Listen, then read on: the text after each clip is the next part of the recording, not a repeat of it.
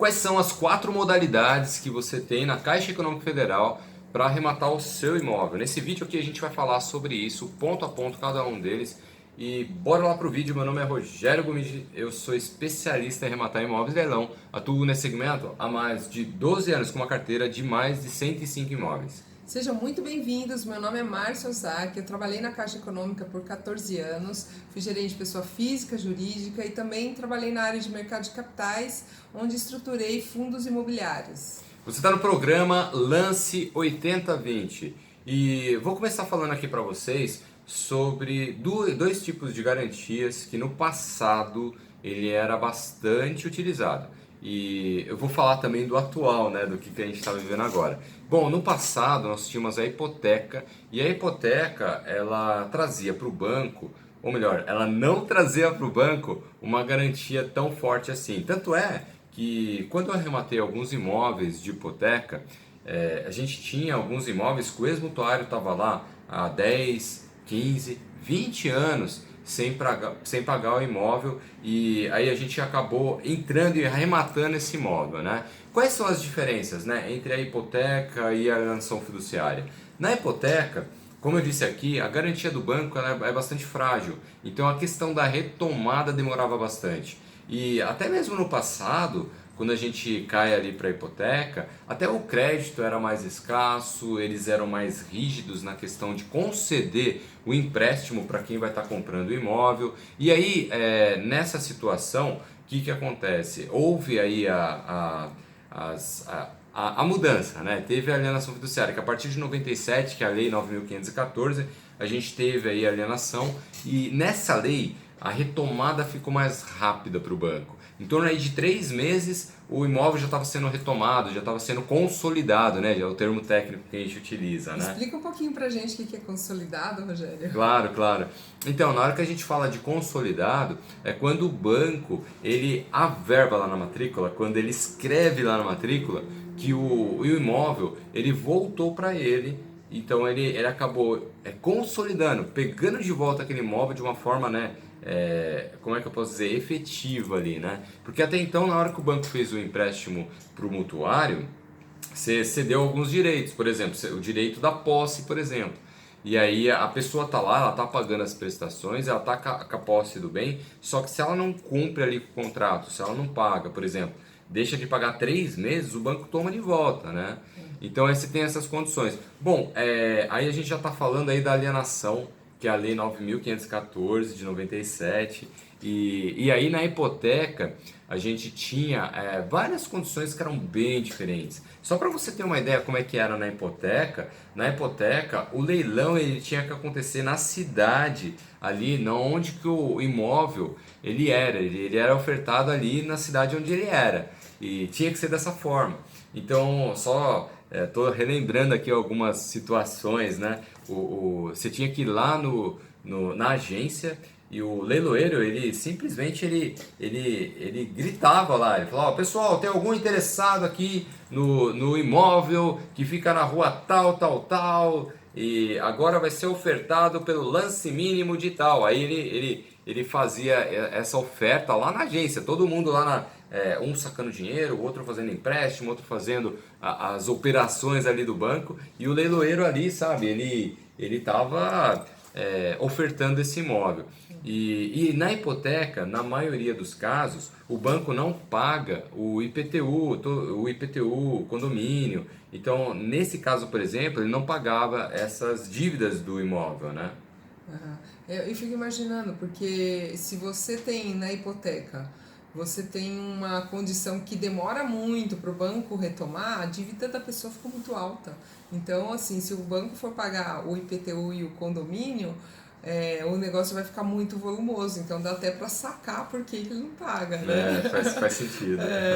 E no caso da alienação fiduciária, não, é um pouco mais rápido. Não significa que você não pagou 3 meses, no 4º mês você já está fora. Não é assim, né? É um pouquinho mais moroso também, assim, não é tão rápido quanto parece, né? Você fala assim, atrasou 3 meses, pronto, já sai. Não é bem assim. né? Tem todo um prazo até burocrático para a Caixa seguir, mandar lá para o cartório, fazer a notificação.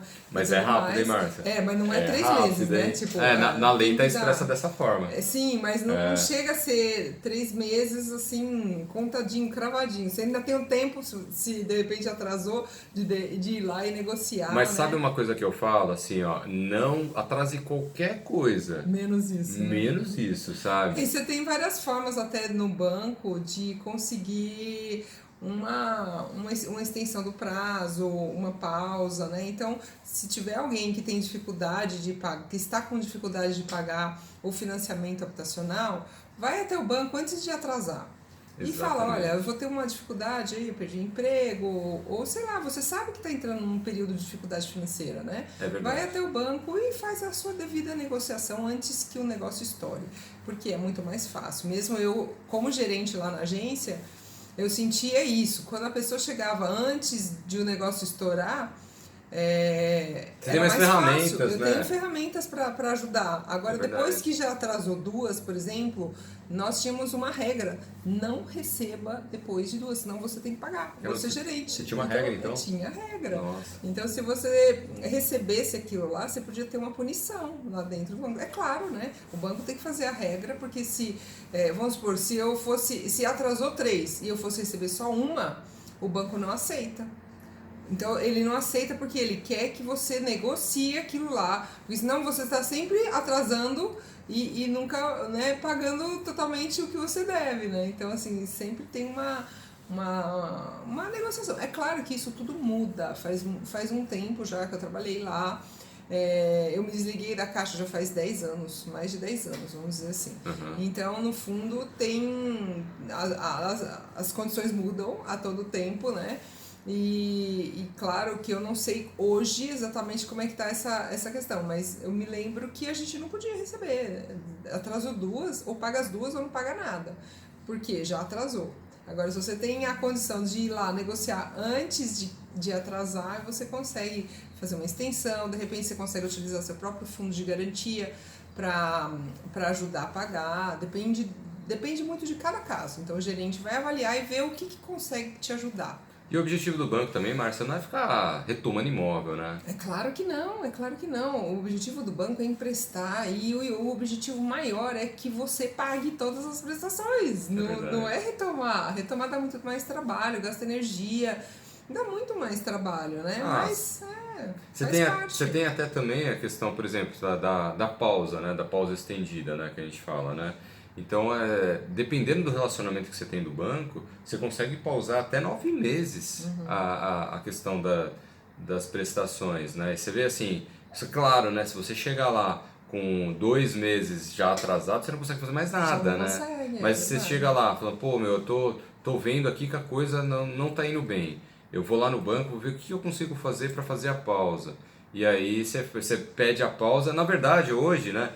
Teve até a questão do corona também. Eles já até fizeram 3 meses de pausa. Você vai lá no aplicativo da Caixa e se solicita no próprio aplicativo. E ele você faz a solicitação em 1, 2, 3 dias no máximo, eles já te dão um retorno sobre aquela questão da pausa. Hoje em dia tá bem mais ágil, né? Tá bem mais ágil, tinha que ir até agência e tudo, mas hoje em dia, graças a Deus, né? É verdade. Tá bem mais fácil. E aí na questão, por exemplo, do corona, eles deixaram pausar as prestações em 3 meses. E na questão dessa que eu estava te falando, dependendo do relacionamento, você consegue ficar 9 meses sem efetuar o pagamento da prestação. Só que a cada 2 anos você pode fazer essa solicitação. Não é toda hora. Não é toda hora. Então aí nessa questão também da pausa, ela pode servir até como ferramenta para o investidor, né? Claro. Você fala, pô, eu vou dispor de menos dinheiro. É claro que o banco ele não é bonzinho a ponto de não te cobrar juros naquele período que está pausado. Tá tudo ali correndo. Tá ali correndo, ele está sendo corrigido o saldo devedor, né? Mas é uma forma que de repente você pode ter de capitalizar. E a pessoa, você já compra o imóvel, já solicita uma pausa, e aí você tem um prazo para conseguir vender aquele imóvel, né? Você não precisa dispor daquele dinheiro para efetuar o pagamento até mesmo da parcela, né? É claro. E também não assim, se a pessoa começa a querer também pausa o tempo todo, tem que ter uma regra. É verdade. Porque senão, daqui a pouco o contrato não acaba nunca, né? Desequilibra totalmente. E aí o banco não está exercendo a função dele mesmo, que é empréstimo né, e receber aquilo que ele emprestou, né? Legal, legal. Então aí nós temos aí na questão aí hoje, né, algumas modalidades, a gente tem aí a questão da pós, a gente acabou até se aprofundando um pouco nesse assunto, mas aí falamos aí um pouquinho da hipoteca, como que era antigamente. Eu tô lembrando até, nossa, de um imóvel, já adquiri vários já de hipoteca, né? Eu tô lembrando até de um caso que você tinha que ir até a cidade, né? Então eu morei em São Paulo, na verdade eu vivi em São Paulo a minha vida inteira, agora há pouco tempo, agora que eu tô no interior, uns 5, 6 anos mais ou menos que eu tô no interior. Mas aí eu lembro que num desses imóveis, a gente arrematou um imóvel em Itapira. E a condição que a gente tinha era uma condição que era diferente de hoje, né? Qual que era a condição? Eu acabei comprando um imóvel por 25 mil lá e dei 20% de entrada e financei o restante. E aí o que aconteceu? A gente foi lá, cheguei na cidade, lá na agência, aí o leiloeiro fez a oferta para todo mundo, gritou lá na agência: atenção senhores, estou aqui para efetuar o leilão da casa no endereço tal, tal, tal. Ele falou dessa forma, né? E algum interessado aqui, aí todo mundo olhando assim, meio que de espanto, né? Que ninguém espera que isso vai acontecer, né? Aí eu levantei a mão, acabei levando o imóvel, feliz da vida, né? Porque era baratinho, Era baratinho, né? Podia. Aí eu tava feliz daí, pô, imagina, ainda usei o financiamento ainda, né? E aí peguei, fui lá embora, a gente tava indo embora e tal. Aí o leiloeiro, eu fui acompanhando ele, fui conversando com ele, inclusive o leiloeiro muito gente fina, o senhor Osvaldo, a gente conversando e tudo mais. Aí ele foi guardar a pasta dele, ele pegou, abriu o porta-mala, guardou a pasta dele, fechou o porta-mala. Esqueci a chave lá dentro. Cadê a chave do carro? Tava na mala. Acontece, né? Aí ele, caramba, eu esqueci a chave. Aí eu peguei, não, senhor Oswaldo, vamos atrás do chaveiro, né? Aí a gente foi atrás do chaveiro, achou o chaveiro, abriu lá o porta-mala e tudo mais. Mas foi uma coisa bem inusitada, assim, né? Ele fechou ali, ele tava com a esposa dele, né? A Elizabeth também. E aí ele falou, pô, meu, enquanto isso, vamos lá procurar, achamos o chaveiro e tudo mais. Mas foi uma situação que aconteceu aí nesse imóvel, né? E esse daí então foi primeiro leilão? Esse daí foi segundo leilão. Foi segundo leilão. Foi segundo leilão. Esse daí as dívidas eram por conta do arrematante, chequei as dívidas antes, verifiquei. E esse daí foi uma maravilha. Esse imóvel eu acabei vendendo ele, se eu não me engano, foi por 115 mil. Uau! Foi por Você pagou 25 e... Paguei 25, ainda financiado ainda, Uau. né? E eu lembro que a participação, nossa, tava baixíssima. Era questão de 300, 400 reais no máximo, sabe? Era muito baixinha a questão da prestação. Bacana. Então é isso, Rogério. Então nós temos aí a questão do leiloeiro. Então nas 4 modalidades, temos o primeiro leilão, Sim. que é feito com leiloeiro, o segundo leilão também que é feito com leiloeiro. Exato. Então, você estava comentando que, é claro, precisa observar o que está escrito no edital, Isso. mas geralmente, né, então não vamos colocar que é uma regra. Então fica bem claro que geralmente, quando o imóvel está em primeiro leilão, acontece que a Caixa pode pagar o imposto, o IPTU e o condomínio se houver, né, dos atrasados. É isso aí. Agora, isso é um que geralmente acontece, não é uma regra. Então você tem que olhar o edital para confirmar esses dados. Já no segundo leilão, se o imóvel não é comprado lá no primeiro leilão, ele vai para segundo leilão.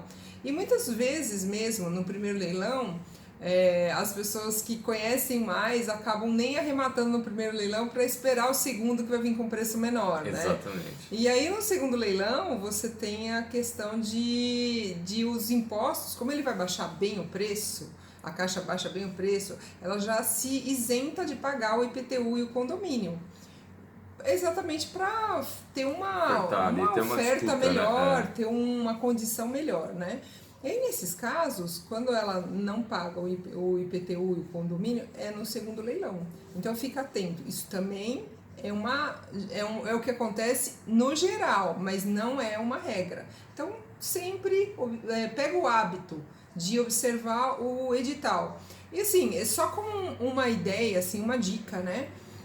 Quando você estiver analisando o imóvel, faz uma planilha em que você coloca os 3 imóveis e aí você já coloca quais são os itens que tá aí. Vamos supor, você quer checar condomínio, IPTU, você quer checar, né, se está ocupado ou não está, você quer checar. Então você faz um tipo de uma tabelinha E aí você coloca na tabelinha o que está escrito lá no edital, pelo menos assim você não se confunde também. Porque às vezes a pessoa olha tantos imóveis e olha e pensa que já lembra tudo de cabeça. Então pode imaginar que aquele imóvel A, a Caixa paga e depois, ai, puxa, não vi, era o B, e assim vai. Então faz uma tabelinha e anota lá quais são as condições que cada imóvel tem de acordo com o seu próprio edital, né? É verdade. Então assim, o primeiro leilão, a Caixa geralmente paga o IPTU e condomínio, no segundo leilão já não paga e a oferta já é melhor. Então o que tem que cuidar é que esse valor às vezes engoda, né, o investidor e ele fala assim, uau, tá com preço muito bom, deixa eu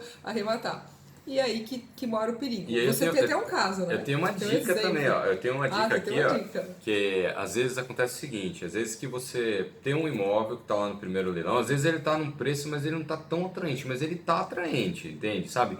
Vale a pena você comprar, dependendo de qual é o percentual que você tá querendo atingir, ele vale até a pena.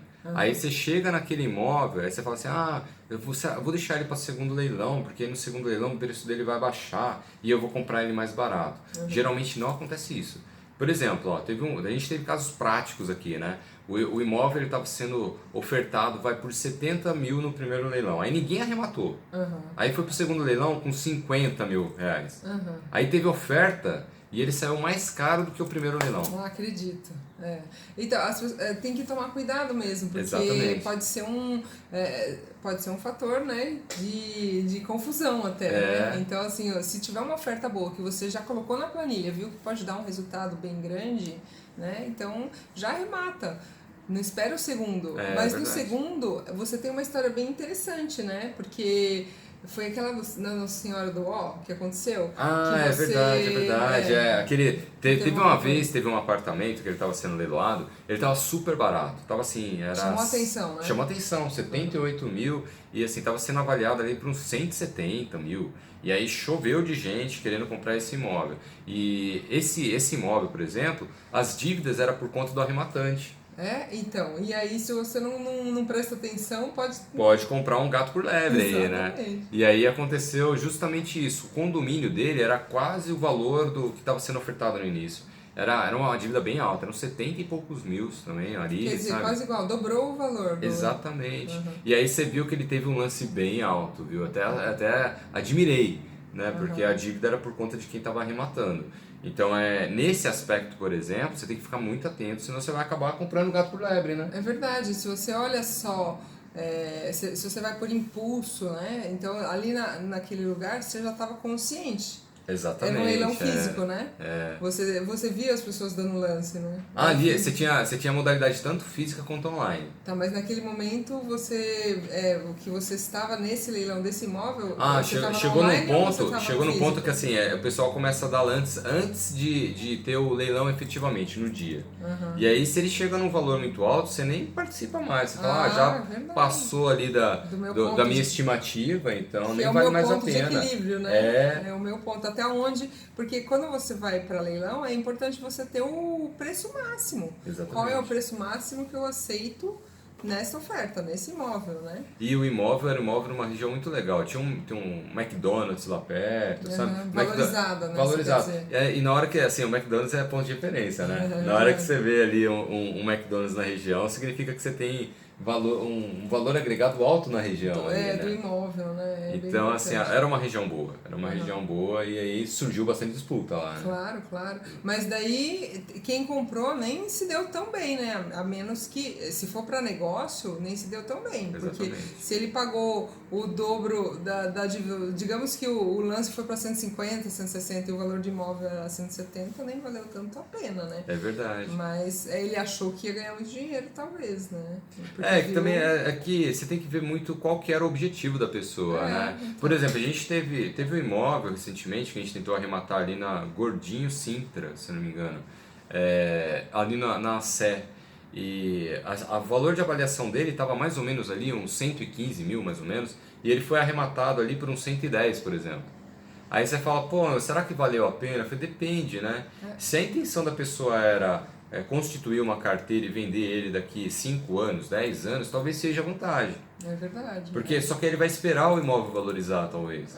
E aí, justamente a vantagem que você tem no leilão é justamente essa. Você já compra ele valorizado, vamos dizer assim, né? É verdade. Você não precisa esperar valorizar, menos, né? E também, de repente, ele estava querendo muito aquele imóvel e foi a oportunidade que ele tinha ali. Né? A gente não sabe. De repente, se foi para moradia, talvez foi interessante, né? Então, beleza. A gente já falou do primeiro leilão, legal, já falou do legal. segundo leilão, né? Sim. E aí não vendeu, esse imóvel não foi vendido nem no primeiro nem no segundo leilão. O que acontece com ele? Peraí, tem um detalhe aqui na questão do leiloeiro. Você paga 5% na comissão. Verdade. Então você tem que ficar muito atento a isso na questão das comissões, da comissão que você vai pagar para o leiloeiro. E variando de estado para estado, você tem percentuais diferentes. Aqui no estado de São Paulo é 5%. Sim. Alguns estados é até mais. Então, dependendo de onde você está, essa questão do leiloeiro pode ser mais que 5%. Então, vai a dica, coloca isso daí na ponta do lápis. É isso aí, coloca na planilha e preencha lá adequadamente para você não achar que vai ter uma rentabilidade e vai ter outra. Exatamente. Né? Então, vamos lá. Venda direta online. Como é que funciona a venda direta online? A venda direta online é uma modalidade da Caixa, inclusive ela é bem recente. E essa modalidade, ela acabou acontecendo, ela acontece hoje por conta de uma alteração numa lei específica que deixou essa licitação, né? Quando a gente fala de leilão, a gente fala de um termo técnico que é as licitações, né? Deixou essa licitação mais maleável, podendo ser feita pela internet. E aí, na venda direta online, o imóvel ele tem um prazo determinado que ele vai ficar sendo ofertado para o público, para todo mundo. E aí, na hora que zera aquele relógio, a melhor oferta ganha. E o que acontece? Tem algumas particularidades na venda direta online. Por exemplo, finaliza às 18 horas. Se alguém der um lance faltando 2 minutos antes de vencer o prazo, ele libera mais 5 minutos. E assim sucessivamente. Ele libera 5 minutos, se você der um lance antes dos 5 minutos, ele libera mais 5, até chegar um momento que não vai ter mais lance e você acabou arrematando aquele imóvel. Então é dessa forma que ele funciona na venda direta online. E na venda direta online, na grande maioria dos casos, eu não vi nenhum que fosse diferente até hoje. Porém, você tem que ficar atento ao edital.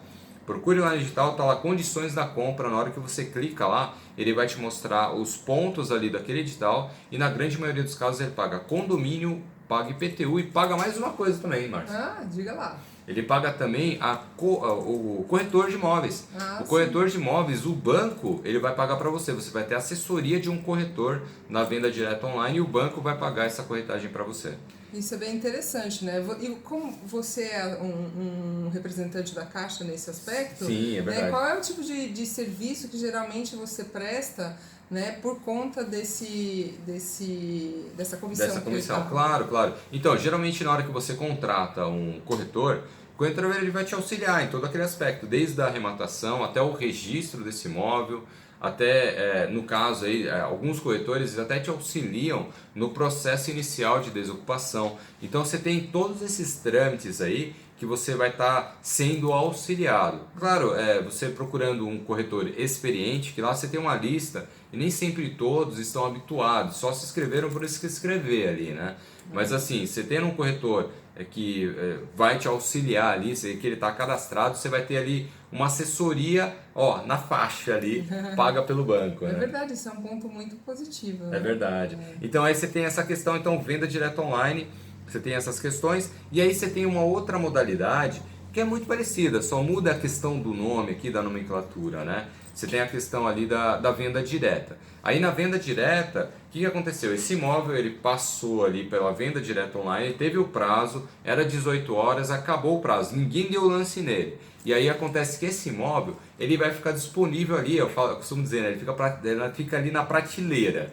E o primeiro que chegar leva aquele imóvel, né? Uhum. Nossa, eu falar isso, prateleira, para muitos deve soar meio estranho, né? Fala, pô, como assim? Um imóvel na prateleira, né? É verdade. Mas esse é o termo que eu uso, né? Então, assim, acabou o tempo, ele fica lá disponível, o primeiro que chegar leva, não tem disputa, simplesmente dessa forma. E você consegue ver isso no reloginho, né? Porque ele tá Consegue. zerado, né? Não tem um dia ali, não tem um dia certo, ele tá zerado. Ele tá zerado. A hora que você quiser, você vai lá, coloca o valor que você quer, geralmente, nesses casos, as pessoas dão o mínimo, né? O valor que tá sugerido ali, o valor mínimo. e levam o imóvel, né? Então, E- se você está interessado em algum imóvel que tem o reloginho tá tudo zerado, você vai lá e dá a oferta que tá feita. Aí teve alguns casos já que eu já comprei na venda direta, né?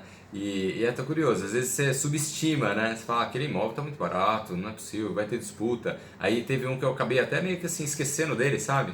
Deixei ele lá. Aí na hora que eu fui lá, era num. A oferta aconteceu na sexta, fui lá no sábado, falei, nossa, ninguém deu lance. Falei, não Que é beleza! possível, a gente tem que comprar esse imóvel. Aí Sim. vai, corre, corre, corre, corre. Aí falou, meu, não, tem que arrematar o quanto antes, tem que comprar esse imóvel, porque ele tá muito barato. Eu lembro que assim, ele tava metade do preço mesmo, sabe? Entendi. Mas, Então, e aí nesse caso, continuam as mesmas regrinhas? Tipo, via de regra, via de a Caixa regra. paga o IPTU e condomínio, mas é bom checar no edital, aquelas Exatamente. coisas Ah, todas. Geralmente legal. não muda, né? Não muda, mas olha, Entendi. bela a sua observação, muito boa essa observação. Tem que olhar lá no edital, clica lá no edital, verifica, né? E Sim. vê se realmente são essas regras. Mas na maioria dos casos é assim, eles pagam condomínio e IPTU. Aham. E- Então, quando o imóvel vai para leilão, ele passa pelo primeiro, se ele passar para o segundo, ele fica lá no segundo. Se não for negociado, vai para a venda direta online. E se não for na venda direta online, vai para a venda direta, que é chegou, passou, olhou, Olhou, pegou, pegou, vai, leva. pegou na mão ali e levou, né? Levou. É exatamente dessa forma. E sem falar assim, você tem outras modalidades, mas estão sendo mais extintas, sabe? Aham.